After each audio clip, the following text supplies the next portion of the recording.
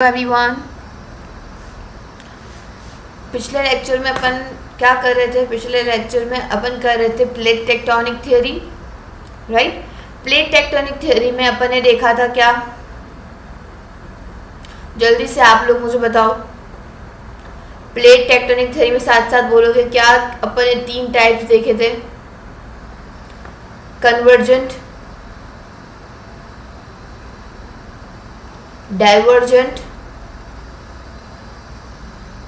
And transform.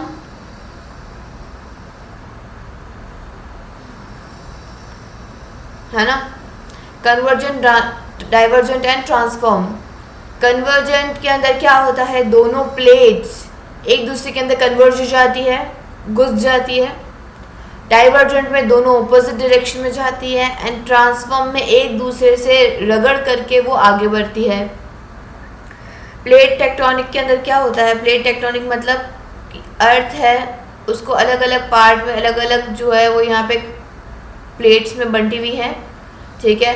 और वो अलग अलग क्रैक्स जो है, मतलब अलग अलग उसके अंदर ब्रोकन डाउन पीसेस में वो लगी हुई हैं जो एक दूसरे से टकराती है अलग अलग तरीके से। और वो कौन से 3 टाइप्स हैं? ये 3 टाइप्स हैं, कन्वर्जेंट, डाइवर्जेंट एंड ट्रांसफॉर्म। कल अपन ने डाइवर्जेंट तक कंप्लीट कर दिया है, ठीक है। मतलब पिछले लेक्चर में अपन ने डाइवर्जेंट कंप्लीट कर दिया है। आज अपन कन्वर्जेंट और ट्रांसफॉर्म को कंप्लीट करेंगे और अगले टॉपिक की तरफ बढ़ेंगे। ठीक है, तो यहाँ पे अपन बात करते हैं कन्वर्जेंट प्लेट बाउंड्री की। कन्वर्जेंट प्लेट बाउंड्री मतलब क्या है ना? अगर आप पिछले लेक्चर्स देखोगे तो उसमें मैंने आपको इतना रटवा दिया है इस चीज़ को, इतना समझा दिया है कि आपको अच्छे से पता है कि होगा कि कन्वर्जेंट क्या होता है, उसमें क्या होता है। लेकिन अगर आप यही से लेक्चर देखना शुरू कर रहे हैं, आपने पिछले लेक्चर्स नहीं देखे हैं, तो मैं आपको ये बता देती हूँ कि कन्वर्जेंट प्लेट बाउंड्री मतलब क्या होता है कि 2 प्लेट बाउंड्रीज होती हैं, ठीक है। मतलब दोनों प्लेटें होती हैं और जब ये आपस में टकरा जाती हैं और उसकी वजह से कुछ इफ़ेक्ट्स आते हैं। वो क्या इफ़ेक्ट्स आते हैं वो मैं आपको बताऊंगी, लेकिन कन्वर्ज हो जाना यानी आपस में टकरा जाना, वो कन्वर्जेंट प्लेट बाउंड्री कहलाती है।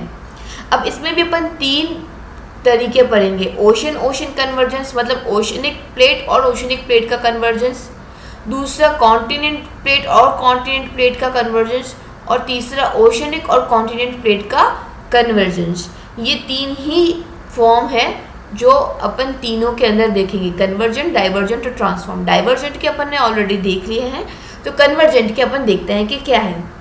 ओशन कन्वर्जेंस में मैंने आपको इसमें एक और पॉइंट बताया था। क्या बताया था? मैंने आपको ओशनिक जो ये होती है, प्लेट होती है, उसके बारे में एक इम्पॉर्टेंट बात बताई थी। क्या बताई थी? कि ओशनिक क्रस्ट जो है वो क्या होता है? ओशनिक क्रस्ट डेंसर होता है, उसकी डेंसिटी ज़्यादा होती है, ठीक है, ज़्यादा हैवी मटेरियल से बना हुआ होता है।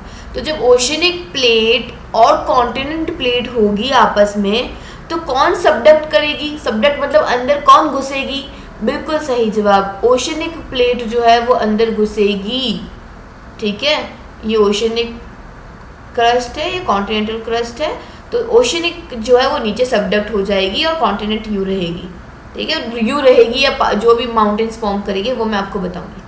तो यहाँ पे ओशन कन्वर्जेंस है, मतलब क्या है कि दोनों ही ओशनिक प्लेट है, तो कौन अंदर जाएगा?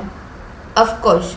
अब यहाँ पे क्या है, जब दोनों ही ओशनिक प्लेट्स हैं, तो वो जब कन्वर्ज होंगी आपस में टकराएगी, तो जो ज़्यादा डेंसर होगी, जिसकी वेलोसिटी ज़्यादा होगी, जिसकी डेंसिटी ज़्यादा होगी, वो क्या कर जाएगी? सबडक्ट कर जाएगी, ठीक है। क्या कर जाएगी?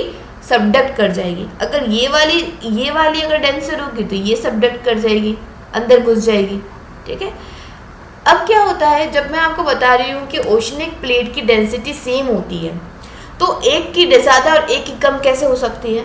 तो क्या होता है, कई बार मटेरियल्स हैवी या लाइटर फॉर्म में फॉर्म हो जाते हैं या कहीं से आ करके वहाँ पे जमा हो जाते हैं, जिसकी वजह से वो प्लेट ज़्यादा डेंस हो जाती है ना। अब यहाँ पे ज़्यादा डेंस का मतलब ये नहीं है कि ये वाला मटेरियल लाइटर है, ये लाइट है इसलिए सबडक्ट नहीं हो रहा, मतलब लाइट मतलब क्या, बिल्कुल एकदम कुछ भी नहीं है, हैवी है ही नहीं, डेंस ही नहीं है, और ये बिल्कुल ही डेंस है, ऐसा नहीं, डेंस दोनों ही है क्योंकि दोनों ही ओशियनिक प्लेट है ना। डेंस क्या है, दोनों ही है, लेकिन कंपैरेटिवली अगर ये सबडक्ट हो रही है, ये ऐसे सबडक्ट हो रही है, तो कंपैरेटिवली ये वाली क्या होगी, कंपैरेटिवली ये वाली डेंसर होगी। ओशन प्लेट है, कंपैरेटिवली क्या होगी, ये डेंसर होगी, ठीक है। और इसलिए क्या हो जाएगी, ये सबडक्ट होगी। Always go down and the denser goes down, plate with more velocity and density will subduct. ये बात मैंने आपको ऑलरेडी बता दी।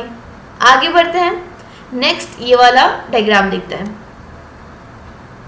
ओके, क्या दिया हुआ है इसमें ये यहाँ पे दिया हुआ है, दोनों ये भी देखो blue colour stands for oceanic, ठीक है, ये भी ओशनिक प्लेट है, ये भी ओशनिक प्लेट है। अब इसमें क्या हो रहा है कि यहाँ पे ये ओशनिक प्लेट आ रही है, दोनों ही कन्वर्जेंस अपन देख रहे हैं, तो दोनों आपस में टकराई, ये वाली सबडक्ट कर गई due to heavy material and denser material, ठीक है। और यहाँ पे इस वाले के साथ यहाँ पे क्या हुआ, जब ये टकराई, अब पहले क्या हुई, सबडक्ट तो वो बाद में हुई ना, पहले जब वो टकराई तो क्या हुआ कि एक कंप्रेशन फॉर्म हुआ। जब दोनों कन्वर्ज होगी तो क्या होगा, कंप्रेशन फॉर्म होगा, है ना। जो कि मैंने आपको एग्जाम्पल क्या बताया था, मैंने आपको एग्जाम्पल बताया था कि जब आप दोनों बुक लोगे, दोनों बुक उसको आपस में पुश करोगे तो दोनों तरफ माउंट्स बनेंगे, है ना। तो यहाँ पे क्या होगा कि जब दोनों प्लेटें टकराएंगी आपस में, कंप्रेशन फॉर्म होगा, और जो लाइटर वाली प्लेट है जो सबडक्ट नहीं हुई है, ये हैवी वाली है इसलिए सबडक्ट होती हुई नजर आ रही है, लेकिन ये लाइटर है, इसके अंदर लाइटर मटेरियल्स है, इसलिए ये सबडक्ट नहीं हुई। लेकिन लाइटर मटेरियल क्या होगा कि जल्दी से बैंड होने लगेगा, है ना, जल्दी से क्या होगा, बैंड होने लगेगा। इधर यहाँ पे जो है ये माउंट तरीके से फॉर्म हो जाएगा, ठीक है। समझ आ रही है ना मैं आपको क्या समझाने की कोशिश कर रही हूँ। मैं यहाँ पे आपको बताना चाह रही हूँ कि जब ओशनिक प्लेट से कन्वर्ज होती है, जिसमें से एक हैवी वाली होती है वो सबडक्ट हो जाती है, लेकिन दूसरी वाली लाइटर है इसीलिए सबडक्ट नहीं हुई। अब ये लाइटर है इसीलिए क्या हुआ, इसके मटेरियल्स जो है वो इजीली ऊपर की तरफ आ गए, मतलब क्या हुआ, एक माउंट, एक कंप्रेशन की वजह से एक माउंट फॉर्म हो गया, है ना, एक कंप्रेशन की वजह से माउंट फॉर्म हो गया, और इसी को हम सी माउंट कह रहे हैं। ये सी माउंट अब इतना बड़ा हो गया, इतना ज़्यादा कंप्रेशन की वजह से इतना बड़ा हो गया कि इसका माउंट जो है वो बाहर, पानी से बाहर आने लगा, ठीक है, पानी से यहाँ पे बाहर आने लगा।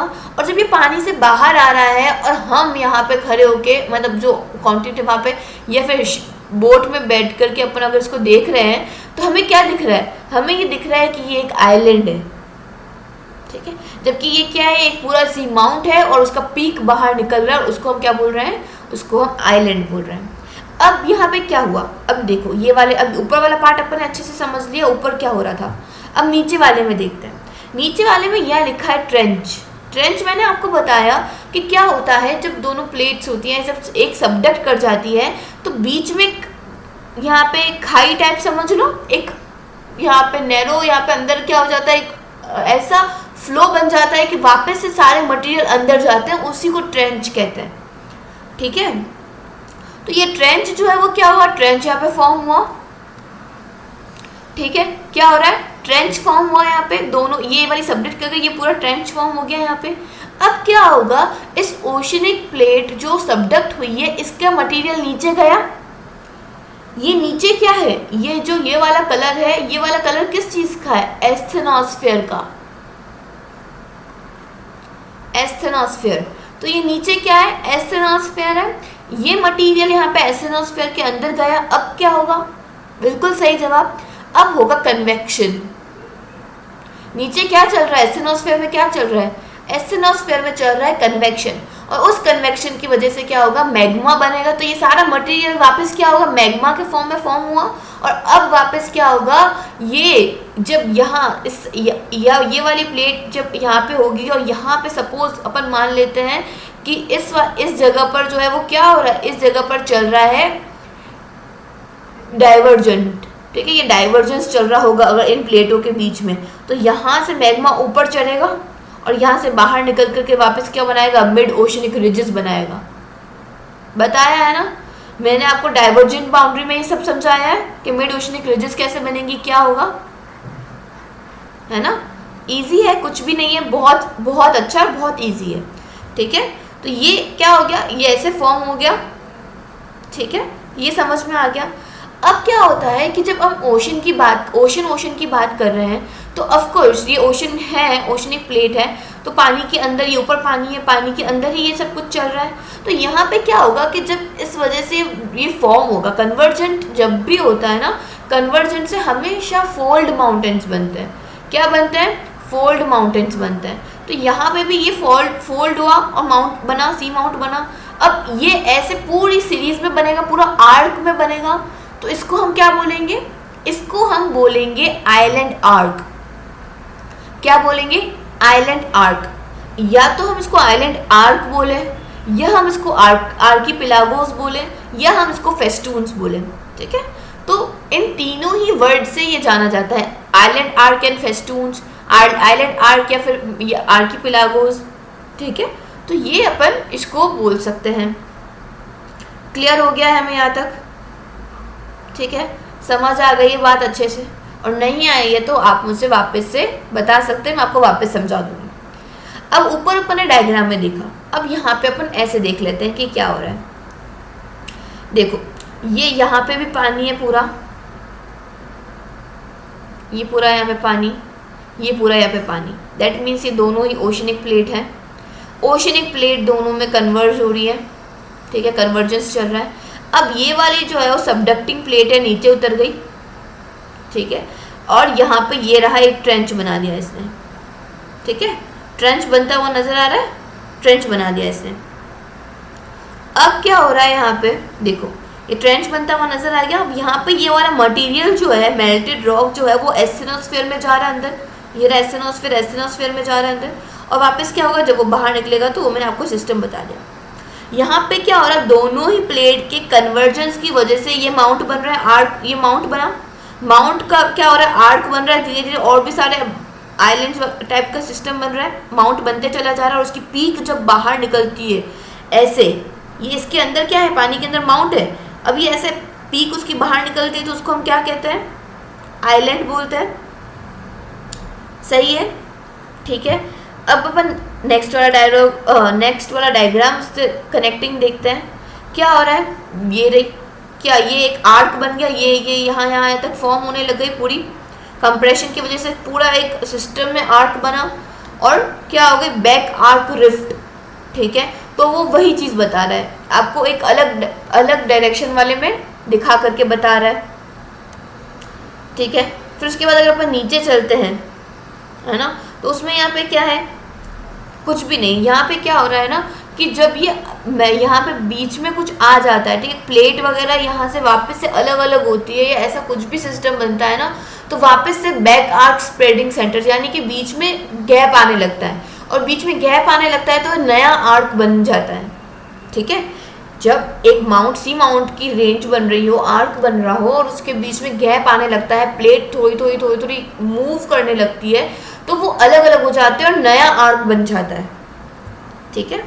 अब आगे बढ़ते हैं, अगली चीज़ क्या है, यही सब कुछ दिया हुआ है, ठीक है, बिल्कुल वैसा ही सिस्टम में दिया हुआ है। अब क्या है यहाँ पे, north American plate subduct below Caribbean plate forming group of island. अब क्या हुआ, नॉर्थ अमेरिकन प्लेट जो है वो कैरिबियन प्लेट से सबडक्ट कर गई। ये नॉर्थ अमेरिकन प्लेट है, ये कैरिबियन सी है, तो ये कैरिबियन प्लेट हुई। तो नॉर्थ अमेरिकन प्लेट और कैरिबियन प्लेट जब नॉर्थ अमेरिकन प्लेट जब सबडक्ट कर जाती है कैरिबियन प्लेट के अंदर, तो आइलैंड्स बनाती है। एंड वो आइलैंड्स क्या है, Greater Antilles and Lesser Antilles, Greater Antilles and Lesser Antilles, ठीक है। अब फिलीपींस का भी क्या है, फिलीपींस वाला जो ये क्या है, सारे आइलैंड आर्क ही है, ये भी बिल्कुल उसी तरीके से बने हुए हैं। जापानीज आर्क, आइलैंड आर्क, वो भी बिल्कुल वैसे ही बना हुआ है। इंडोनेशियन आइलैंड आर्क, जैसे कि अपन जानते हैं ये वाला पूरा, ठीक है, जावा सुमात्रा वाला एरिया, ओके, ये जावा सुमात्रा, ये तंबोरा दमन, ये सब क्या है, पूरा एक आइलैंड आर्क है, इंडोनेशियन आइलैंड आर्क। ये भी बिल्कुल उसी तरीके से ओशन कन्वर्जेंस की वजह से बना हुआ है, ठीक है। अब आगे बढ़ते हैं, ओशन कॉन्टिनेंट कन्वर्जेंस की बात करते हैं। ठीक है, तो जब यहाँ पे ये कॉन्टिनेंट है, ठीक है, इसको अपन ऐसे नहीं, अपन उसको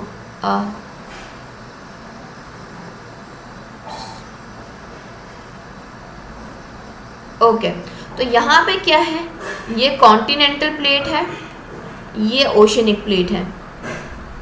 ठीक है, अब जैसे कि अपन जानते हैं कि ओशनिक प्लेट जो है वो डेंसर होती है, तो यहाँ पे कॉन्टिनेंटल प्लेट जो है वो यहाँ पे यूँ रहेगी और ओशनिक प्लेट जो है वो क्या कर जाएगी, सबडक्ट कर जाएगी,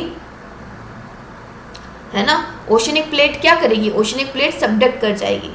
तो यहाँ पे बात क्या हो रही है, यहाँ पे बात हो रही है कन्वर्जेंस की। दोनों जब कन्वर्ज करेंगे तो ओशनिक प्लेट सबडक्ट होगी और कॉन्टिनेंटल प्लेट क्या होगी, कॉन्टिनेंटल प्लेट जो है वो वैसे रहेगी। तो अब क्या होता है कि यहाँ पे कॉन्टिनेंट्स के ऊपर जो है वो यहाँ पे क्या हो जाएंगे, यहाँ पे बनेंगे माउंटेन बनेगा, फोल्ड माउंटेन बनेगा। ठीक है, यहाँ पे ये वाला मटेरियल कॉन्टिनेंट, अगर अपन मानते हैं कि कॉन्टिनेंटल क्रस्ट जो है ना, वो लाइटर होता है, तो जो भी लाइटर होगा वो क्या होगा, वो ऊपर उठेगा, तो यहाँ पे फोल्ड माउंटेन्स बनेंगे। कन्वर्जेंट की वजह से फोल्ड माउंटेन्स बनते हैं और ये पे फोल्ड माउंटेन्स ऐसे फॉर्म हो जाएंगे कॉन्टिनेंट्स के ऊपर। तो ये ओशन कॉन्टिनेंट कन्वर्जेंस है। ठीक है, अब जब ओशन कन्वर्जेंस होगा तो सिर्फ सबडक्शन होगा, और जब ओशन और कॉन्टिनेंट का कन्वर्जेंस होगा तो कॉन्टिनेंट कंप्रेस हो जाएगा और ओशन सबडक्ट हो जाएगा। यही चीज़ मैंने आपको बताई है, यही चीज़ मैंने आपको बताई है ना। ये रहा, नीचे देख लो डायग्राम, इसमें क्या है, due to compression fold mountain बना, जैसे कि एग्जांपल यहाँ पे दिया हुआ है क्या, रॉकीज एंड एंडीज, है ना। रॉकीज एंड एंडीज क्या है, यंग फोल्ड माउंटेन है। रॉकीज कहाँ है, यूएस में, एंड्स कहाँ है, एंडीज कहाँ है, अपने नीचे साउथ अमेरिका में, ये नॉर्थ अमेरिका में, और एंड्स क्या है, साउथ अमेरिका में। तो यहाँ पे क्या हुआ, ये ओशनिक प्लेट है, ये कॉन्टिनेंटल प्लेट है। ठीक है, ये दोनों आपस में कन्वर्ज हुई तो क्या हुआ, ये फोल्ड माउंटेन्स बन गए। ऑलराइट, चलो अब क्या है, यहाँ पे आगे बढ़ते हैं। यस, अब क्या होता है कि लावा, अब यहाँ पे इस पॉइंट को अपन यहाँ पे देखते हैं कि ये क्या बोल रहा है। ये यहाँ पे ये बोल रहा है कि लावा फ्रॉम वीक पीक्स। ठीक है, जब लावा, ये यहाँ पे माउंटेन है और इस किसी की पीक यहाँ पे वीक है, तो क्या होता है, डाइक, मैंने आपको पिछले लेक्चर में ये समझाया है कि जब नीचे से जब यहाँ पे कन्वेक्शन होता है, और क्या होता है, नीचे से कन्वेक्शन होकर के यहाँ से ऊपर की तरफ निकलता है और यहाँ पे माउंटेन्स फॉर्म करते हैं, तो बीच में क्या होता है, बीच में उसके बनता है डाइक, जहाँ से मैग्मा निकलता है ऊपर, यहाँ से फ्लो होकर के निकलता है बाहर लावा। तो यहाँ पे क्या होगा, बीच में डाइक बनेगा, फ्लो करेगा, यहाँ पे सब जगह यहाँ पे क्या करेगा, मैग्मा को फैलाएगा। लेकिन जिसकी पीक कमज़ोर होगी, है ना, जिसकी पीक यहाँ पे कमज़ोर होगी, वहाँ से वो क्या करेगा, फूट करके बाहर निकल जाएगा, फूट करके वो बाहर निकल जाएगा सारा मैग्मा, जिसको हम लावा बोलेंगे। तो वो चीज़ क्या हो जाएगी, वो वॉल्केनो बन जाएगी। तो लावा कहाँ से निकलेगा, वीक पीक में से निकलेगा, और वो क्या बन जाएगा, वो बन जाएगा वॉल्केनो, है ना, वॉल्केनो बन जाएगा। बिल्कुल सीधी सी बात है, नॉर्मल बात है। अब आगे देखते हैं, यहाँ पे क्या है, यस, ये कॉर्डिलेरा जो है, और ये कॉर्डिलेरा माउंटेन्स वगैरह जो हैं, ये क्या है, ये सब ओशन और कॉन्टिनेंट के कन्वर्जेंस की वजह से बने हुए हैं। ठीक है, ओशन कॉन्टिनेंट के कन्वर्जेंस की वजह से बने हुए हैं कॉर्डिलेरा। ठीक है, जो कहाँ है, नॉर्थ अमेरिका में है। ठीक है, यस, सॉरी, कोलंबिया वगैरह दिया हुआ है ना, तो यहाँ पे क्या है, ये कॉर्डिलेरा जो है वो साउथ अमेरिका में, मैंने नॉर्थ अमेरिका बोला है शायद, यस, नहीं, साउथ अमेरिका में। ओके, साउथ अमेरिका में है कॉर्डिलेरा, और यहाँ पे ये साउथ अमेरिका का पूरा यहाँ पे मैप दिया होगा, जिसको अपन देख सकते हैं यहाँ पे कि एंडीज का है, ये रहा एंड्स, है ना। तो ये कॉन्टिनेंट है और ये ओशन है, तो इन दोनों का कन्वर्जेंस की वजह से एंड्स बने हैं यहाँ पे। ठीक है, दिख रहा है हमें अच्छे से। सेम एग्जाम्पल यहाँ पे भी दिया हुआ है। फिर है माउंट एल्बरस, माउंट एल्बरस का है इटली पे, यहाँ पे, सॉरी इटली यहाँ पे है, माउंट एल्बरस यहाँ पे, मतलब कि ये टर्की के ऊपर की तरफ, यहाँ पे रशिया की इस तरफ है माउंट एल्बरस, ठीक है। अब क्या है, यहाँ पे नीचे बढ़ते हैं, mount Vesuvius, mount Vesuvius Italy में है, और एल्बरस नहीं, माउंट वेसुवियस है, ठीक है। ये यहाँ पे है, सिसिली है, ठीक है। तो यहाँ पे माउंट वेसुवियस बना हुआ है, वो भी उसी की तरीके से कॉन्टिनेंट और ओशन के कन्वर्जन से बना हुआ है। कॉन्टिनेंट कन्वर्जेंस की अगर आप यहाँ पे बात करें, दोनों हो गए, ओशन कन्वर्जेंस हो गया, ओशन कॉन्टिनेंट कन्वर्जेंस हो गया, बच क्या रहा है, कॉन्टिनेंट कन्वर्जेंस बच रहा है। कॉन्टिनेंट और कॉन्टिनेंट के कन्वर्जेंस में round in shape and soft in texture, ठीक है। तो यहाँ पे क्या होगा, यहाँ पे दोनों ही कॉन्टिनेंट है, दोनों ही प्लेट कॉन्टिनेंटल प्लेट है, तो क्या होगा, जो भी लाइटर होगी वो ऊपर रह जाएगी, और जो उससे कंपैरेटिवली डेंसर होगी वो नीचे सबडक्ट हो जाएगी, ठीक है। क्या हो जाएगी, नीचे सबडक्ट हो जाएगी। तो बिल्कुल round in shape and soft in texture. तो यहाँ पे क्या होगा कि यहाँ पे जो भी सबडक्ट होगी, है ना, वो क्या हो जाएगी, वो दूसरे वाले के में कुछ ना कुछ सेडिमेंट्स वगैरह जो होंगे उसको यहाँ पे लूजन कर देगी, जिससे कि यहाँ पे क्या हो जाएगा, नीचे की तरफ जो है वो सेडिमेंट्स जमा हो जाएंगे, ठीक है। नीचे की तरफ यहाँ पे सेडिमेंट्स जमा हो जाएंगे, और वो फिर कहलाएंगे मरीन सेडिमेंट्स, ठीक है। समझ आ गई ये बात। एक तो ये हो सकता है, दूसरा क्या हो सकता है, दूसरा जब कॉन्टिनेंट और कॉन्टिनेंट कन्वर्ज होता है ना, तो दोनों ही तरफ सेम टाइप का प्रेशर लगता है, तो दोनों ही तरफ क्या होगा, न्यू माउंटेन्स फॉर्म होंगे, दोनों ही तरफ क्या होगा, न्यू माउंटेन्स फॉर्म होंगे, ठीक है। As no more subduction hence no new magma, तो कोई वॉल्केनिक एक्टिविटी नहीं होगी, कोई वॉल्केनोज नहीं बनेंगे, और फिर सारे वॉल्केनोज एक्सटिंक्ट हो जाएंगे। जब कॉन्टिनेंट कन्वर्जेंस होता है तो उसमें क्या होता है ना, कि कोई सबडक्शन नहीं हो पाता है। कई बार ऐसा होता है कि दोनों ही प्लेट एकदम इक्वली है, इक्वली लाइटर है, जो भी उसके मटेरियल इक्वल है, तो उसमें सबडक्शन नहीं हो पाता है। अगर सबडक्शन नहीं होगा तो ट्रेंच से नीचे कोई मटेरियल नहीं जाएगा, ट्रेंच से नीचे कोई मटेरियल नहीं जाएगा तो वो मैग्मा नहीं बनेगा, मैग्मा नहीं बनेगा तो वॉल्केनिक इरप्शंस नहीं होंगे, वॉल्केनिक एक्टिविटी नहीं होगी, और इसकी वजह से वॉल्केनोज एक्सटिंक्ट हो जाएंगे। ऑलराइट, सही है जवाब ये, ओके। अब आगे बढ़ते हैं।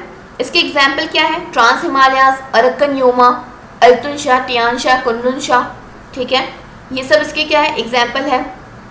यूराल माउंटेन, यूरोप और एशिया के बिल्कुल बीचों बीच जो अलग करता है दोनों को, वो है यूराल माउंटेन्स। ये भी कॉन्टिनेंट कन्वर्जेंस है, जिसकी वजह से यूराल माउंटेन फॉर्म हुए हैं, कन्वर्जेंस के एग्जाम्पल है ये, ठीक है। यहाँ पे अपना खत्म होता है कन्वर्जेंट बाउंड्री। अब आता है ट्रांसफॉर्म बाउंड्री। ट्रांसफॉर्म बाउंड्री में क्या होगा, ये बहुत इजी है, इसमें कुछ भी खास नहीं है, ठीक है। खास नहीं इन द सेंस कि इसमें ऐसा कुछ कॉम्प्लिकेटेड नहीं है समझने के लिए। ट्रांसफॉर्म बाउंड्री में क्या होता है, दोनों प्लेट ऊपर नीचे टकराती है, एक दूसरे से घिस करके आगे बढ़ती है।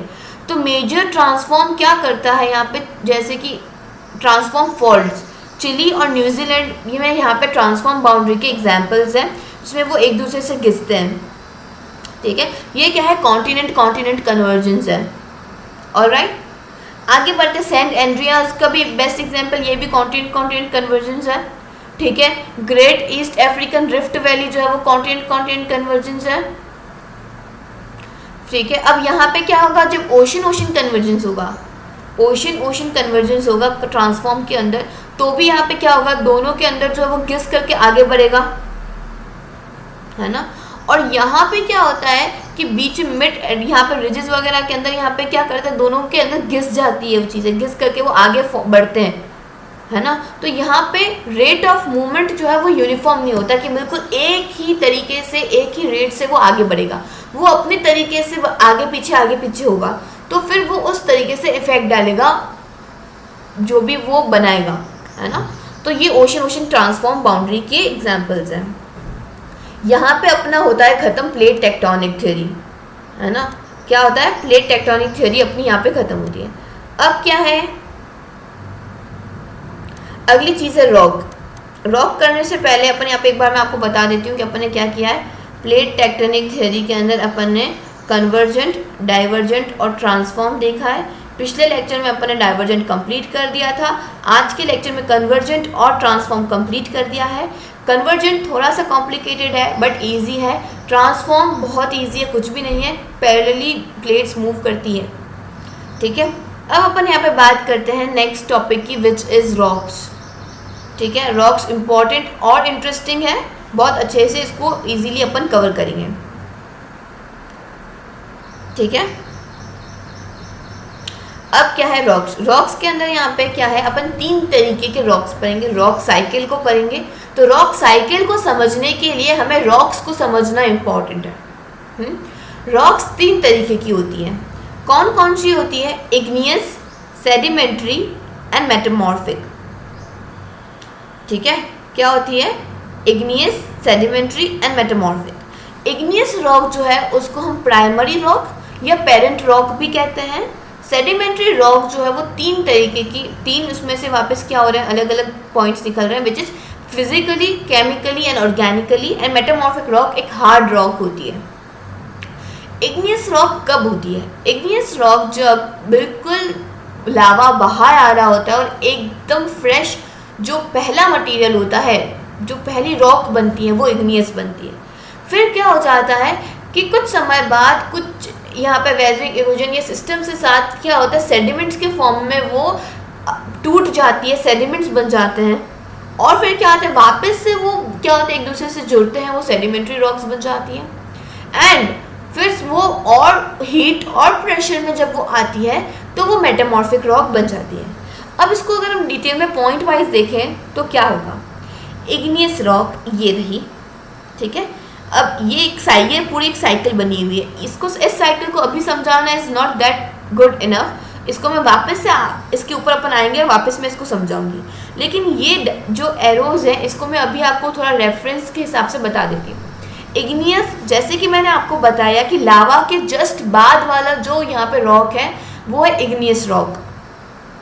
ठीक है, तो ये इग्नियस रॉक सेडिमेंट्री भी बन सकता है और मेटामॉर्फिक भी बन सकता है डायरेक्टली। वैसे अगर नॉर्मल साइकिल देखें तो पहला ये बनेगा, दूसरा ये बनेगा, तीसरा ये बनेगा। ठीक है, लेकिन अब यहाँ पे जब पहले के बाद दूसरा तो ये बन ही रहा है सेडिमेंट्री, है ना, लेकिन इग्नियस से डायरेक्ट मेटामॉर्फिक, दूसरा मेटामॉर्फिक कैसे बन सकता है? Due to high heat and pressure. Due to high heat and high pressure की वजह से एक, और अगर उसको एकदम हीट और एकदम प्रेशर में डाला जाए तो वो डायरेक्टली मेटामॉर्फिक भी बन सकता है।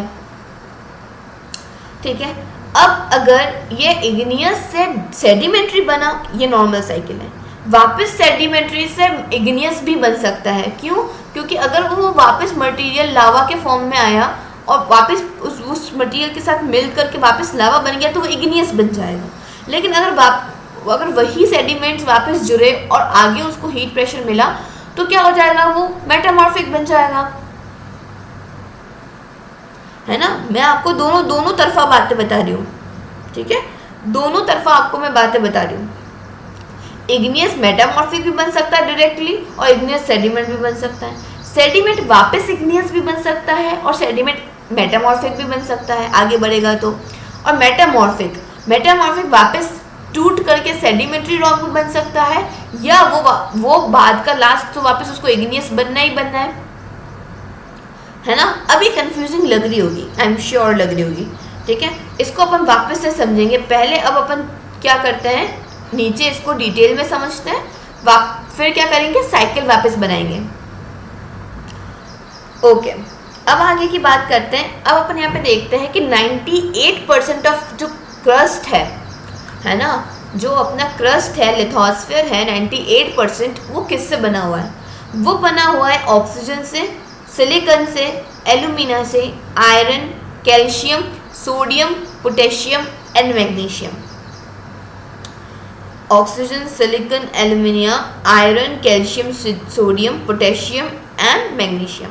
अब सियाल, सीमा एंड नीफे तो अपन ने पढ़ा हुआ है ना, और उन्हीं में से सोडियम, पोटेशियम, कैल्शियम, ये सब उसके अंदर क्या है, एक्स्ट्रा है। ऑक्सीजन जो है वो हमें यहाँ पे और भी देखने को मिलता है।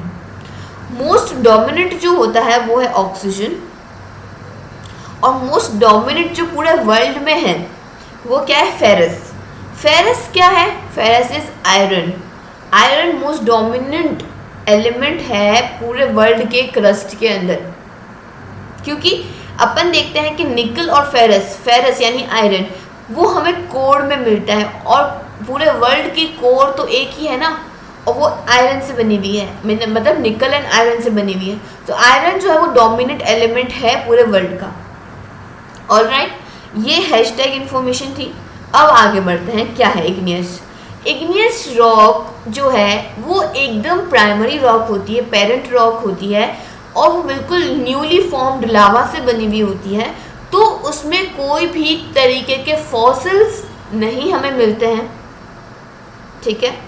और यहाँ पे जो रॉक बनती है वो बनती है ग्रेनाइट विद क्रिस्टल्स, ठीक है, ग्रेनाइट विद क्रिस्टल्स। जो अपन यहाँ पे अपने किचन स्टैंड के ऊपर देखते हैं ग्रेनाइट, वो क्या है, वो ग्रेनाइट विद क्रिस्टल्स है। ये सारे क्या है, ये जो पॉइंट्स, ये डॉट्स बने हुए हैं वो क्रिस्टल्स हैं, ठीक है। तो जो ग्रेनाइट क्रिस्टल के साथ होगा वो होगा इंट्रूसिव इग्नियस रॉक। क्या होगा, इंट्रूसिव इग्नियस रॉक। और जो ग्रेनाइट विदाउट क्रिस्टल होगा, सॉरी, जो अब ग्रेनाइट तो हो गई विद क्रिस्टल, वो होगा इंट्रूसिव इग्नियस रॉक। लेकिन एक दूसरी रॉक भी होती है, वो होती है बसाल्ट। बसाल्ट विदाउट क्रिस्टल्स होती है, ठीक है। बसाल्ट विदाउट क्रिस्टल्स जो होती है वो एक्सट्रूसिव इग्नियस रॉक होती है। तो अब अपन ने यहाँ पे दो चीज़ें देखी। अपन ने यहाँ पे रॉक देखा, रॉक के अंदर अपन ने तीन चीज़ की बात करी, इग्नियस, सेडिमेंट्री एंड मेटामॉर्फिक। अब अपन ने उठाया इग्नियस रॉक। इग्नियस रॉक के अंदर अपन ने यहाँ पे देखा कि दो तरीके की रॉक होती है, इंट्रूसिव एंड एक्सट्रूसिव, ठीक है, intrusive and extrusive. Intrusive rock जो है वो क्या है, granite with crystal. Extrusive rock जो है बसाल्ट विदाउट क्रिस्टल। यहाँ तक हमें समझ में आ गया, यहाँ तक हमें समझ में आ गया। अब अपन देखते हैं आगे क्या बताने की कोशिश कर रहा है। As one goes down size of crystal increases. अब यहाँ पे वापस जो है वो ग्रेनाइट की बात करी जा रही है। तो ग्रेनाइट में ये बोला गया है कि जैसे जैसे हम नीचे जाएंगे, यानी कि ये क्रस्ट है, और क्रस्ट के डेप्थ में अपन जितना उतरते जाएंगे वैसे वैसे ग्रेनाइट जो क्रिस्टल्स बने हुए हैं, ग्रेनाइट जो क्रिस्टल्स के साथ हैं, वो क्या है, वो क्रिस्टल्स उसकी साइजेस बड़ी होती चली जाएंगी, बड़े बड़े क्रिस्टल्स हमें नीचे नज़र आने लगेंगे। Size of the crystal increases, okay. अब अपन वापस से इसको डिफ्रेंशिएट कर रहे हैं, और डिफ्रेंशिएट क्या करें, फ्लो चार्ट बना रहे हैं। तो इग्नियस के अंदर दो तरीके की चीज़ें यहाँ पे बताई हुई है, जो मैंने आपको ग्रेनाइट और बसाल्ट में आप बताया ना, बिल्कुल वही। उसको यहाँ पे और ज़्यादा केमिकली फॉर्म में या और ज़्यादा अच्छे से अगर इसको एक्सप्लेन किया जाए तो ऐसे करेंगे। ये इग्नियस है, इग्नियस को दो पार्ट में बांटा गया है, इंट्रूसिव और एक्सट्रूसिव, और एसिडिक और बसाल्टिक। मतलब इंट्रूसिव और एक्सट्रूसिव में इंट्रूसिव यानी एसिडिक, और एक्सट्रूसिव के अंदर क्या आएगा, बेसिक। एसिडिक के अंदर क्या आएगा, एसिडिक का एग्जाम्पल है ग्रेनाइट, एंड बेसिक का एग्जाम्पल है बसाल्ट। समझ आ गई है। तो एसिडिक क्यों बोला गया है, क्योंकि इसमें सिलिका कम होती, सिलिका जो है वो 65% से कम होता है, कलर इसका लाइट होता है, डेंसिटी इसकी कम होती है। तो ये ग्रेनाइट ये रोलाइट बनाता है। क्या बनाता है, ग्रेनाइट या रोलाइट बनाता है। Whereas in the basic silica जो है वो 65% से ज़्यादा होता है, इसीलिए बेसिक एलिमेंट वो क्रिएट करता है। डार्क कलर्ड होता है, डेंसिटी ज़्यादा होती है, और इसलिए वो कौन सा रॉक फॉर्म करता है, बसाल्ट या गैब्रो, बसाल्ट या फिर गैब्रो टाइप के रॉक्स वो फॉर्म करता है। अब वापस यहाँ पे साइड में आ जाते हैं और इसको देख लेते हैं कि अपन ने पढ़ा क्या है। अपन ने पढ़ा इग्नियस रॉक, जो क्या है, जो एक पेरेंट रॉक है, जो डायरेक्टली लावा के बाद जो रॉक फॉर्म होती है वो है पेरेंट रॉक, या फिर उसको हम बोलेंगे प्राइमरी रॉक, ठीक है। अब ये दो तरीके की होती है, एक होती है एसिडिक, एक होती है बेसिक। एसिडिक को और क्या बोल सकते हैं, इंट्रूसिव रॉक भी बोल सकते हैं, इंट्रूसिव, और इसको हम और क्या बोल सकते हैं, एक्सट्रूसिव, ठीक है। इंट्रूसिव और एक्सट्रूसिव में यहाँ पे क्या होगा, एसिडिक रॉक होगी तो सिलिका जो है वो क्या होगा 65% से कम होगा, इसमें सिलिका क्या होगा 65% से ज़्यादा होगा। अब सिलिका अगर कम होगा तो ये लाइट कलर का होगा, और सिलिका अगर ज़्यादा होगा तो ये क्या होगा डार्क कलर का होगा। और लाइट कलर का होगा तो वो क्या फॉर्म करेगा, वो फॉर्म करेगा ग्रेनाइट। ये क्या फॉर्म करेगा, ये फॉर्म करेगा बसाल्ट। ठीक है, डार्क कलर के साथ साथ डेंसिटी भी इसकी ज़्यादा होगी। ठीक है, इसकी लाइट कलर के साथ साथ इसकी डेंसिटी भी क्या होगी, कम होगी, लेस होगी। ठीक है, समझ आ गई है, बहुत इजी है। आगे बढ़ते हैं। अब अपन बात करते हैं सेडिमेंट्री रॉक की। कैसे फॉर्मेशन होता है सेडिमेंट्री रॉक का। सबसे पहले होता है लिथिफिकेशन। लिथ मतलब रॉक। लिथिफिकेशन का मतलब क्या होता है कि पहले एक रॉक फॉर्म होती है, फिर क्या होता है कि वो टूट जाती है, बिखर जाती है, सेडिमेंट्स के फॉर्म में बन जाती है। ठीक है, डॉटेड यहाँ पे मैं अगर ये रॉक है तो फिर क्या होगा, ये सेडिमेंट्स के फॉर्म में बन गई, टूट गई, बिखर गई।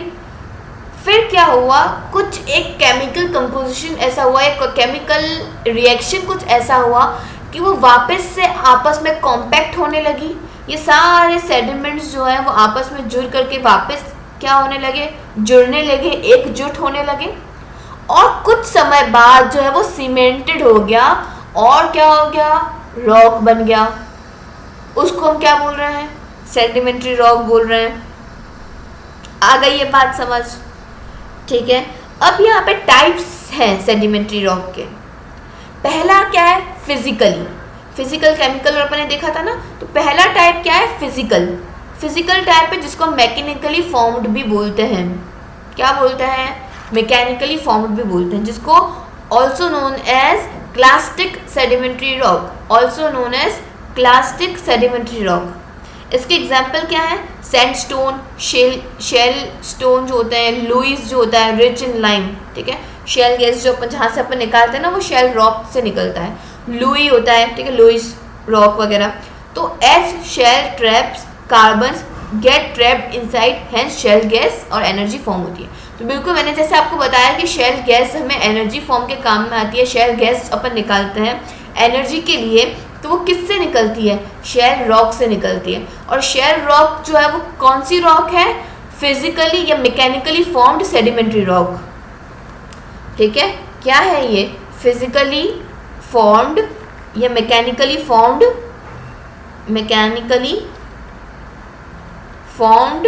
Sedimentary rock. ठीक है, ओके। अब आगे बढ़ते हैं। नेक्स्ट क्या है, शेल गैस डिपॉजिट कहाँ है, तो ये यहाँ पे बताया गया है। ठीक है, कि यहाँ पे गंगा बेसिन जो है उत्तर प्रदेश में वहाँ है बहुत ज़्यादा। फिर आसाम अरक्कन बेसिन जो है ना, असम और अरुणाचल प्रदेश के बीच में यहाँ पे जो डाकर एरिया है वहाँ पे शेल गैस मिलता है। फिर दामोदर वैली में मिलता है, कृष्णा गोदावरी बेसिन में मिलता है, कैम्बे बेसिन में मिलता है जो गुजरात में है। ठीक है, और कावेरी बेसिन तमिलनाडु में वहाँ मिलता है शेल गैस। ठीक है, अब आगे बढ़ते हैं और यहाँ इन दोनों टर्म्स की बात करते हैं। रॉक में रॉक पोरस भी होती है और कुछ रॉक परमिएबल भी होती है। पोरस रॉक का मतलब होता है वो रॉक जो पानी को रोक कर रख सके अपने अंदर। परमिएबल रॉक वो होती है वो रॉक जिसमें पानी नहीं टिक सकता है। अब जैसे कि मैं आपको अगर हम सॉइल की बात कर रहे होते तो मैं आपको एग्जांपल देती कि एक सैंड होती है। ठीक है, और एक जो है वो यहाँ पे अपन एग्जांपल ले सकते हैं लोमी सॉइल की। तो अगर सैंड में आप पानी डालोगे तो पानी टिकेगा नहीं, बह करके निकल जाएगा, बिल्कुल ही निकल जाएगा उसके अंदर से। बट लोमी सॉइल जो है वो क्या करती है, लोमी सॉइल जो है वो यहाँ पे पानी को अपने अंदर ठहरा के रखती है, रोक करके रखती है ना। अब ये जो अपन डिपॉजिट्स की बात करें तो अपन ऊपर शेल डिपॉजिट की बात कर दी। अब लुई डिपॉजिट की बात करते हैं, या लुइस यहाँ पे रॉक की बात करते हैं, जो क्या होती है लाइम में रिच होती है, लाइम उसके अंदर बहुत ज़्यादा होता है और बेडलैंड टोपोग्राफी के लिए रिस्पॉन्सिबल है।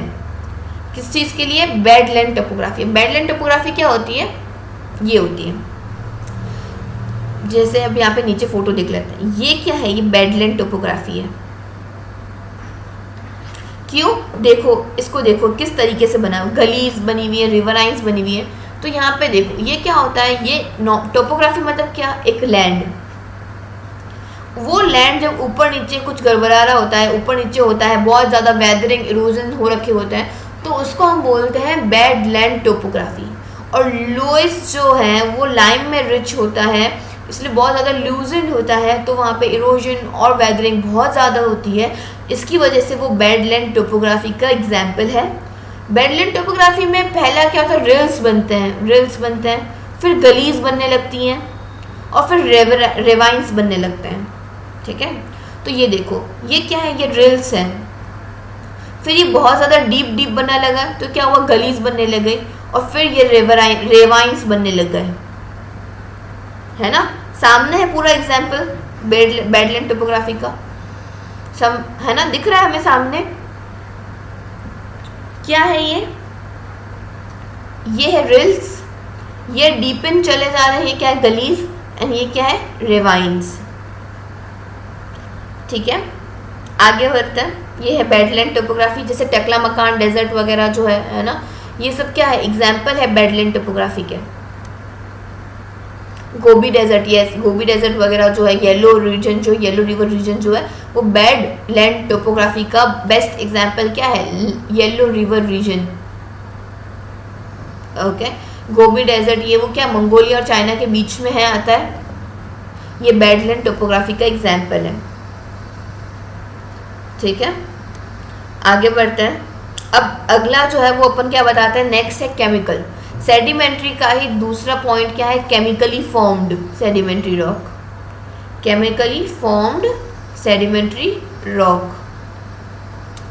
इसमें क्या है एग्जाम्पल, जिप्सम, इसमें क्या मिलता है ऐसे रॉक में केमिकली फॉर्म्ड में, तो जिप्सम होता है, कॉमन सॉल्ट होता है, हेलाइट होता है। हेलाइट क्या है, हेलाइट पिंक सॉल्ट होता है, जो हिमालयन पिंक सॉल्ट कहलाता है। ठीक है, और एक लास्ट थर्ड पॉइंट कौन सा है, organically formed. Organically sedimentary formed जो सेडिमेंट्री रॉक जो है, उसमें क्या मिलता है, कोल, लाइमस्टोन, चॉक, तो ये क्या है, ये ऑर्गेनिकली फॉर्म्ड सेडिमेंट्री रॉक है। ठीक है, अब कैरेक्टरिस्टिक्स क्या क्या है सेडिमेंट्री रॉक के। ठीक है, तो पहले तो वो क्या होता है कि लेयर्स में बनता है, फॉसिल को कंटेन करता है। अब यहाँ पे सेडिमेंट्री रॉक जो है वो फॉसिल को कंटेन कर रहे हैं, जबकि इग्नियस रॉक जो है उसमें फॉसिल्स नहीं होते हैं। ठीक है, वर्ल्ड में ज़्यादातर जो है वो क्या है, सेडिमेंट्री रॉक है। लार्जेस्ट एरिया जो है वो सेडिमेंट्री रॉक से बना हुआ है। ठीक है, और सेडिमेंट्री रॉक जो है वो ग्राउंड वाटर में रिच होता है, होल्ड करके रखता है ग्राउंड वाटर को। समझ आ गई ये बात। आगे बढ़ते हैं, बात करते हैं मेटामॉर्फिक रॉक की। मेटामॉर्फिक रॉक क्या है, मेटामॉर्फिक रॉक जो है due to high temperature and high pressure बनता है। मैंने आपको ऑलरेडी ऊपर बता दिया था। ओरिजिनल प्रॉपर्टीज़ क्या है इसकी, कलर इसका दिखता है डार्क, हार्डनेस होती है, टेक्सचर मजबूत होता है, मिनरल कंपोजिशन के साथ होता है, बहुत ज़्यादा मिनरल्स कंटेन करता है। ये क्या है, foliated rock, these are foliated rock. Foliated rock मतलब क्या, स्ट्रिप्ड। ठीक है, तो यहाँ पे क्या होता है, क्रिस्टल्स वगैरह जो है पैरेलल बैंड्स में बने हुए होते हैं, इसको हम फोलिएटेड बोलते हैं। और जिसके ऊपर कोई बैंड्स बने हुए नहीं होते हैं वो नॉन फोलिएटेड होता है। अब फिर फोलिएट कैसे हो जाता है, अरे भाई कोई भी रॉक या कोई भी चीज़ जब इतना प्रोसेस में आएगी तो कुछ तो फॉर्म होगा ना उसके ऊपर, इतना हीट और टेम्परेचर के अंदर आएगा तो वो एक पैटर्न ज़रूर बनाएगा। ये क्या है, ये रॉ है बिल्कुल, रॉक है ना, रॉ है बिल्कुल। और ये जो अपन देखते हैं ये क्या है, मेटामॉर्फिक रॉक, जो कि बहुत ज़्यादा प्रेशर और बहुत ज़्यादा टेम्परेचर में आई हुई चीज़ है, तो ये कुछ तो बनाएगी ना, फोलिएटेड रॉक बनाएगी, पैटर्न वाली रॉक बनाएगी। अब जैसे अपन देखते हैं कि इग्नियस रॉक के अंदर अपन देखते हैं कि ग्रेनाइट के अंदर क्रिस्टल हो रहा है, और जैसे जैसे वो नीचे नीचे चला जाता है, जितना डेंसर होता जाता है उतने उसके क्रिस्टल्स बड़े होते चले जाते हैं। और ये तो मेटामॉर्फिक है, बहुत ज़्यादा प्रोसेस में आया हुआ है, हीट और टेम्परेचर में आया हुआ है, तो ये फोलिएटेड रॉक बनाता है। हार्ड रॉक होती है मेटामॉर्फिक, सॉफ्ट रॉक नहीं होती है, सेडिमेंट्स नहीं फॉर्म करती है। इसके बाद अगर कुछ भी होगा तो इसमें और भी ज़्यादा हीट और प्रेशर लगेगा, है ना। डू नॉट कंटेन फॉसिल, क्यों नहीं कंटेन करता है ये फॉसिल, जबकि अगर इग्नियस नहीं करता है तो मानते हैं कि नई नई रॉक है। सेडिमेंट तो करता ही है फॉसिल, अपन ने देखा अभी, बट मेटामॉर्फिक को भी करनी चाहिए ना। मेटामॉर्फिक नहीं करता है फॉसिल्स को कंटेन, क्यों नहीं करना है, क्योंकि उसको बनने में इतना टेम्परेचर और इतना प्रेशर लग जाता है कि जो फॉसिल्स उसमें मौजूद होते हैं वो डिस्ट्रॉय हो जाते हैं, कंप्लीटली डिस्ट्रॉय हो जाते हैं, जिसकी वजह से वो फॉसिल्स कंटेन नहीं करता है। अब आ गई है अपनी रॉक साइकिल, जो मैं आपको सबसे पहले समझाने की कोशिश कर रही थी। अब आपको सारे कैरेक्टरिस्टिक्स समझने के बाद अगर आप इस रॉक साइकिल को पढ़ोगे तो ये इजीली समझ में आएगा, बहुत इजी और बहुत अच्छा है। क्या है, अब बात करते हैं अपन सबसे पहले इग्नियस रॉक की, जो क्या है, बिल्कुल सही जवाब, पेरेंट रॉक है igneous rock. Igneous rock first है, उसके बाद ये क्या बन रही है, सेडिमेंट्री रॉक बन रही है। ड्यू टू व्हाट, वेदरिंग होती है, इरोजन होती है, ट्रांसपोर्ट डिपोजिशन होता है, तो ये सेडिमेंट्री रॉक बनती है। सेडिमेंट्री रॉक कैसे बनती है वो मैंने आपको बता दिया कि पहले एक लिथिफिकेशन होता है, फिर उसके बाद लिथिफिकेशन मतलब वही वेदरिंग इरोजन वगैरह होता है, रॉक बनती है, सब रॉक से इधर उधर होता है। उसके बाद क्या होता है, सेडिमेंट्स बनते हैं, सेडिमेंट के बाद सारे सेडिमेंट्स कॉम्पैक्ट होते हैं, फिर सीमेंटेड होते हैं। तो यहाँ पे क्या हो रहा है, वेदरिंग इरोजन हो रहा है, सेडिमेंट्री रॉक बन रही है।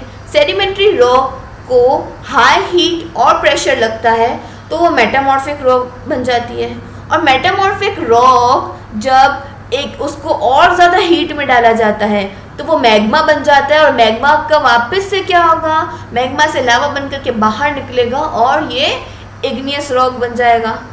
ये एक ब्लू एरो वाली साइकिल कंप्लीट हो जाती है। अब वापस अपन देखते हैं कि क्या हो रहा है। अब इग्नियस से सेडिमेंट्री भी बन सकता है, मेटामॉर्फिक भी बन सकता है, और डायरेक्ट मैग्मा भी वापस बन सकता है। ऑलराइट, कैसे, इग्नियस से सेडिमेंट्री कैसे बन रहा है, ये तो एक नॉर्मल प्रोसेस है जो मैंने आपको बता दिया है। इग्नियस में मेटामॉर्फिक कैसे बनेगा, जब एकदम मतलब वेदरिंग इरोजन ना हो करके इग्नियस का ही एकदम हाई हीट और प्रेशर जब लग जाएगा तो वो क्या बन जाएगी, वो डायरेक्टली मेटामॉर्फिक बन जाएगी। एकदम हीट और प्रेशर आएगा इस पे तो मेटामॉर्फिक बन जाएगी डायरेक्टली। और इग्नियस जब डायरेक्टली मैग्मा बन जाएगा, मतलब कि हीट और प्रेशर एकदम एक्सट्रीम लगा, एकदम ज़्यादा, मतलब मेटामॉर्फिक से भी एकदम ज़्यादा लगा, तो वो वापस से मैग्मा बन जाएगा। मैग्मा ठंडा होगा, फिर इग्नियस बन जाएगा, वो फिर साइकिल चलती रहेगी। आ गई है बात समझ, इजी है ना, समझ में आ गया ना साइकिल। अगर रॉक साइकिल नहीं समझ में आई है तो आप मुझे कमेंट सेक्शन में बता सकते हो, मैं शॉर्ट वीडियो वापस से बना दूंगी रॉक साइकिल की। ओके, बहुत इजी है, वैसे तो समझ आ जाना चाहिए आपको। ठीक है, अब साइड में वापस से अपन इसको रिवाइज कर लेते हैं कि किसके अंदर क्या क्या था, जल्दी से एकदम। ओके, अपन क्या कर रहे हैं, अभी अपन पढ़ रहे हैं रॉक्स। रॉक के अंदर अपन ने 3 रॉक्स देखे, igneous, sedimentary and metamorphic. Igneous के अंदर अपन ने 2 तरीके देखे, acidic and basic, acidic and basic. Sedimentary के अंदर अपन 3 देखे, physically, chemically and organically. Metamorphic के अंदर तो अपन ने डायरेक्ट देखा कि हीट और प्रेशर लगता है तो वो बन जाता है।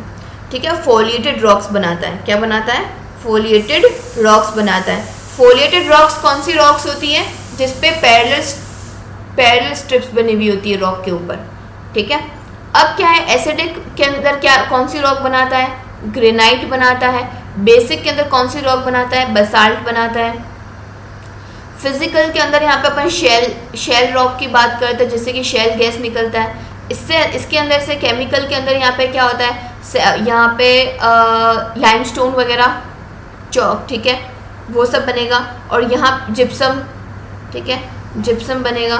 और यहाँ पे क्या बनेगा, यहाँ पे चौक, ठीक है, चौक, और वो सब ऑर्गेनिकली फाउंड में बनेगा। ठीक है, ये बात हो गई, ये समझ में आ गया। फिर अपन नीचे चलते, अपन ने साइकिल की बात करी। साइकिल की बात करेंगे तो यहाँ पे क्या होगा, ठीक है। यहाँ पे अगर अपन रॉक साइकिल की बात करें तो रॉक साइकिल के अंदर अपन क्या देखते हैं, रॉक साइकिल में अपन देखते हैं कि इग्नियस होती है, इग्नियस से सेडिमेंट्री बनेगी, सेडिमेंट्री से यहाँ पे क्या बनेगा, मेटामॉर्फिक बनेगा, और मेटामॉर्फिक से वापस इग्नियस बन सकता है। इग्नियस से डायरेक्टली सेडिमेंट्री तो बन ही रहा है, लेकिन वो मेटामॉर्फिक भी बन सकता है, ठीक है, मेटामॉर्फिक भी डायरेक्टली बन सकता है। अब यहाँ पे इग्नियस से सेडिमेंट्री बन रहा है, उसके बीच में क्या है, वेदरिंग एंड इरोजन का प्रोसेस है। सेडिमेंट्री से मेटामॉर्फिक बन रहा है तो हीट एंड प्रेशर का यहाँ पे प्रोसेस है, और मेटामॉर्फिक से इग्नियस रॉक बन रहा है तो ये बिल्कुल बड़ी एकदम बर्निंग हो रहा है, मतलब बहुत ज़्यादा जल रहा है, हीट बहुत ज़्यादा यहाँ पे इसको मिल रही है, तो वापस से वो इग्नियस बन रहा है। Very easy, very simple. आगे बढ़ते हैं, रॉक का डिस्ट्रीब्यूशन देख लेते हैं, distribution of rock in India, ठीक है। तो यहाँ पे ये मैप अच्छे से देख लो, ठीक है, और समझ लो। ये नीचे लेबलिंग दी हुई है इसकी, ठीक है, ये देख लेते हैं। यहाँ पे जो येलो है, येलो एरिया जितना भी है वो क्या है, सेडिमेंट्री वाला एरिया है। जो यहाँ सेडिमेंट्री मतलब कि रीसेंट जो बने हुए हैं वो सेडिमेंट्रीज यहाँ पे ये सारी आएगी, जितना भी ये वाला एरिया है ना, जितना भी ये पूरा येलो वाला एरिया है वो क्या है, सेडिमेंट्री वाला एरिया है। ऑरेंज वाला एरिया जो है वो भी सेडिमेंट्री वाला ही एरिया है, ठीक है, ऑरेंज वाला भी एरिया, पर टर्शियरी सेडिमेंट्री मतलब थोड़े बाद वाली सेडिमेंट्री का एरिया है ये, ठीक है।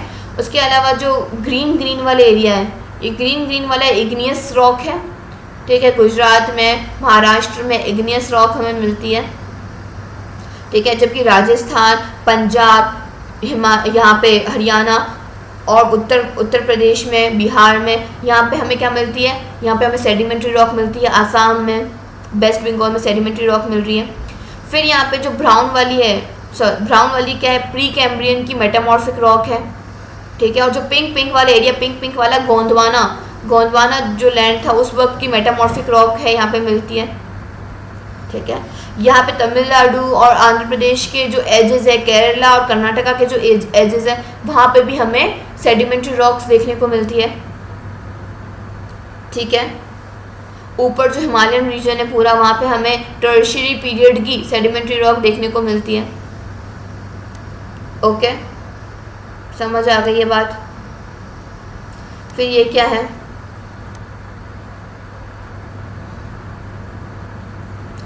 इसमें भी कुछ रॉक डिस्ट्रीब्यूशन ही है, वर्ल्ड रॉक डिस्ट्रीब्यूशन है। अब यहाँ पे बात करते हैं पेनिनसुलर प्लेटो की। पेनिनसुलर प्लेटो जो है वो ओल्डेस्ट है, इसकी रॉक जो है वो आर्कियन नीज एंड शिस्ट है, ठीक है। आर्कियन नीज एंड शिस्ट जो है वो एक टाइप ऑफ रॉक है। डेक्कन प्लेटो जो है वहाँ पे बसाल्टिक रॉक देखने को मिलती है।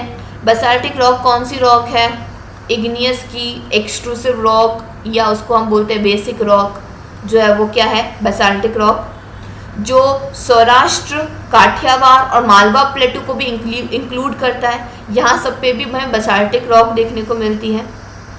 हिमालयन रीजन में भी नीज एंड शिस्ट जो रॉक है वो हमें देखने को मिलती है, ठीक है। यहाँ पे अपना रॉक का जो टॉपिक है वो पूरा कंप्लीट होता है। ऑलराइट, समझ में आ गया है बहुत अच्छे से कि रॉक का क्या है सीन। आज अपन ने क्या किया, क्या क्या अभी तक कंप्लीट किया है। तो अपन ने यहाँ पे प्लेट टेक्टोनिक के अंदर प्लेट्स कंप्लीट करी है, कन्वर्जेंट और ट्रांसफॉर्म। कन्वर्जेंट के तीनों देखे, continent, ocean and ocean continent. Transform के अंदर कॉन्टिनेंट, ओशन देखे, ओशन कॉन्टिनेंट देखे, ठीक है। ये चीज़ अपन ने यहाँ पे कंप्लीट की। उसके बाद अपन ने रॉक्स को पूरा ही कंप्लीटली कवर अप कर दिया है, ठीक है।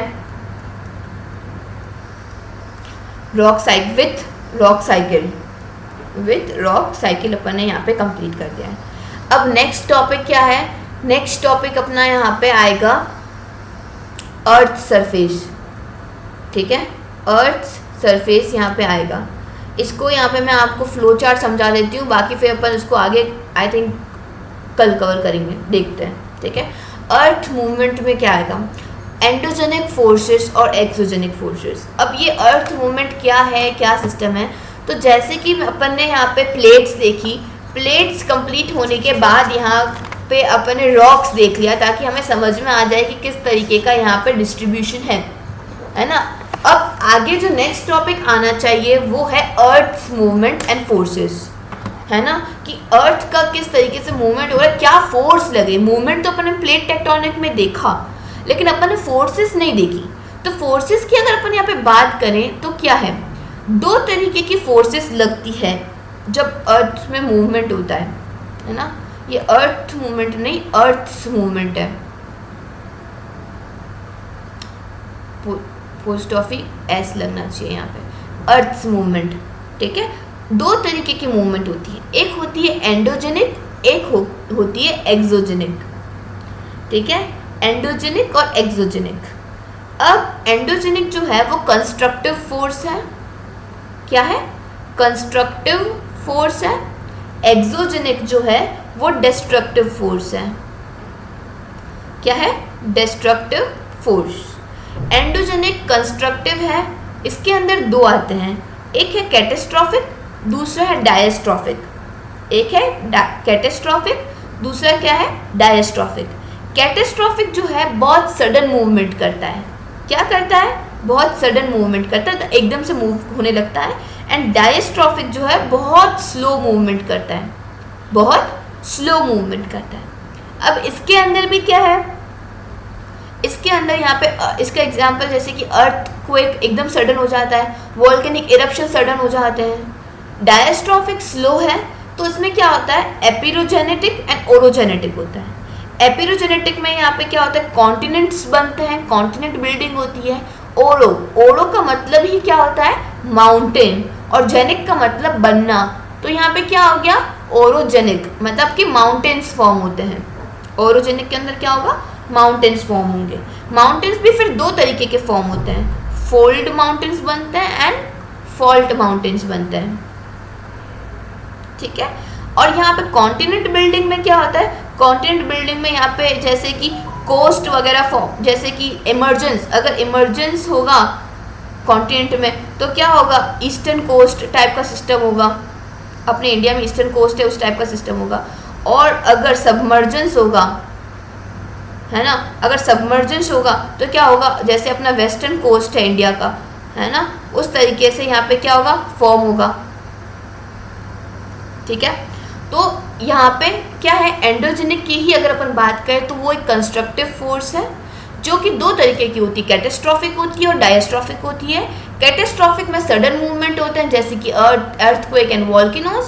डायस्ट्रॉफिक में स्लो मूवमेंट होते हैं जैसे कि एपिरोजेनिक और ओरोजेनिक। एपिरोजेनिक मतलब कि कॉन्टिनेंट बनना स्लो प्रोसेस है, और ओरोजेनिक मतलब माउंटेन बनना, ये भी स्लो प्रोसेस है। माउंटेन कैसे बनता है, फोल्ड माउंटेन होते हैं, कैसे बनते हैं वो अपन ने ऊपर प्लेट टेक्टोनिक में समझ लिया है, लेकिन कौन कौन से बनते हैं, फोल्ड माउंटेन्स बनते हैं, फॉल्ट माउंटेन्स बनते हैं। कॉन्टिनेंट बिल्डिंग में दो तरीके की होती है, एक इमर्जेंस होता है, एक सबमर्जेंस होता है। कॉन्टिनेंट बिल्ड होता है ना, वो दो तरीके से बिल्ड होता है, एक इमर्जेंस होगा, दूसरा क्या होगा, सबमर्जेंस होगा। इमर्जेंस होगा तो जैसे कि ईस्टर्न कोस्ट है इंडिया की, वो क्या है, इमर्जेंस होती है, ईस्ट कोस्ट अपन लिख लेते हैं यहाँ पे, ईस्टर्न कोस्ट। एंड सबमर्जेंस होगा तो वो अपने जैसे वेस्टर्न कोस्ट में सबमर्जेंस होता है ना, बिल्कुल उस तरीके के ये एग्जाम्पल्स हैं इन दोनों के। तो इनको अपन डिटेल में नेक्स्ट लेक्चर में कंप्लीट करेंगे, ओके। यहाँ तक अगर कोई इश्यू है, कोई प्रॉब्लम है तो आप मुझे टेलीग्राम चैनल पे भी बता सकते हैं, पर्सनल मैसेज पे भी बता सकते हैं, कमेंट सेक्शन में भी बता सकते हैं। That's all for today's class, thank you so much.